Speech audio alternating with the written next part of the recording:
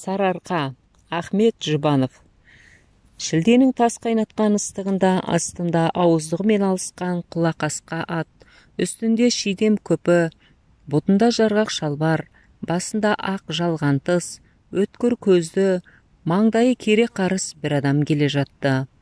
Бір нәрсесі түсіп қалғандай мезгіл-мезгіл артына қарап, біресе аяңдап, біресе желіп, біресе шоқытып алады. Алдынан соққан ат жүрісінің лебі оның ұзын сақалын екі айырып, кей кездерде иығына асырып жібереді.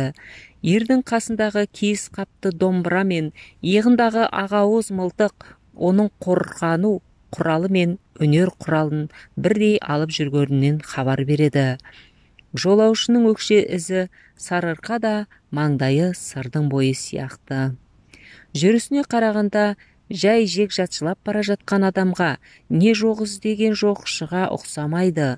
Даланың қожасы тап өзі сияқтанып жортып келеді. Күн төбеден ауып, қатын бесін болған кезде біздің жолаушымыз бір көгалға келіп тоқтады да, ауыздығын алып, құлақ қасқаны отқа жіберді. Өзі келген жағына қарап біраз тұрып, атының қасына барып домбырасын алды. Оң қолдың шынтағымен домбыраның түбін қолтығына қысып тұрды да, бірнеше қағып жіберіп, сол қолдың салалы саусақтарын домбыраның мойнын қуалай, қолдың салалы саусақтарын домбыраның мойнын қуалай жүгіртіп алды. Содан кейін көп тартпай, домбырасын қабына қайта салып, ерінің қасына іліп қойды.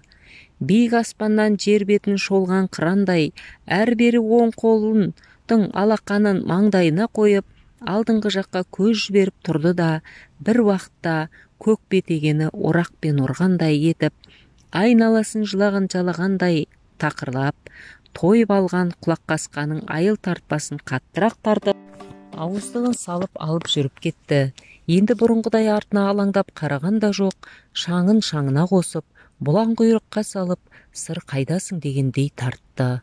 Құлаққасқа да басын сүзе, ауыздығын шайнай жер апшысын қуырып барады. Есінің алған бағытын сезгендей, жүрген желісті де үдете түсті. Құлаққасқа аттың тымақты, алшы кигізгендей әсем жүрісі жолаушының қасында жол қысқартып, қаңғыр-ғұңғыр әңгіменің жоғын да білдірмеді. Кешке жақын соққан самал желде атқа, адамға дем беріп, жол болсын айтып тұрғандай, ол жолаушының бетін сипап, ананың жылы қолындай сезім береді. Кең шалқыған далада өзінің хош иісін шашып, туған баласын айтатын ең мейірбанды сөздерді айтқандай. Қазақтың жері кең, оған кім сыймайды, мұнда кім болмады, бұдан кім өтпеді. Қобызын арқалап адам баласына ажал деген сөздің келмейтін жерін іздеген қорқыт та, көз жасымен қаратасты ерткен асан қайғы да, қозы көрпештен қорқып малын айдап қашқан қаныпезер қарабай да, елін жаудан қорғауда қолын ертіп жорыққа аттанған қобыланды да, бәрі де өткен бұл арадан. Солардың бәрі де ел аузында ертегі болып қалған. Біреулерін халық сүйіп мадақтап айтады, біреулерін қарғыс ашумен әңгіме етеді. Сен де қаласың ел аузында. Жалғызбын деме, бұл арада сенің домбыраңның үнін естетін ел болмаса, жел бар, оны адамға жеткізетін. Сенің домбыраңның үні сиқырлы үн, ол кедергіні білмейді.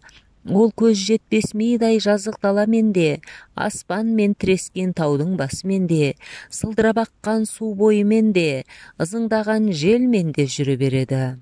Оның үнін Шыңғыстың ұлы жошы да, шайтанмен байланысты деп жұртты алдаған молданың шариғаты да, отқа жағып сындырам деген адыр болыс та өшіре алмаған, деп жолаушының құлағына сыбырлағандай болды. Кеш болған сайын, салқын түсе келе құлаққасқа да екі құлақты қайшылап, басын шұлғып, жүрісті ұлғайта берді. Бұл келе жатқан жолаушы қазақтың ұлы композиторы, дарынды күйші Құрманғазы еді. Оның мезгіл-мезгіл артына қарап, елсізде жалғыз жолбарыстай жортып келе жатқаны, алыс сапардан, сонау Үркіттен қайтып, Сарыарқаны басып, Алақтаудың ақбасын көріп, туған жерінің шөбіне де, желіне де риза болып, еркіндік жыры еркіндік жырында етіп домбырасын алып күй шерткен еді. Ол күй еңкейген кәрі мен еңбектеген балаға шейін білетін атақты сарыарқа болатын. Армысыздар қадірменді тыңдармандар, арнама қош келдіңіздер. Аудио ұнаса пікір қалдырып жақындарыңызбен бөлісе кетуді ұмытпаңыздар.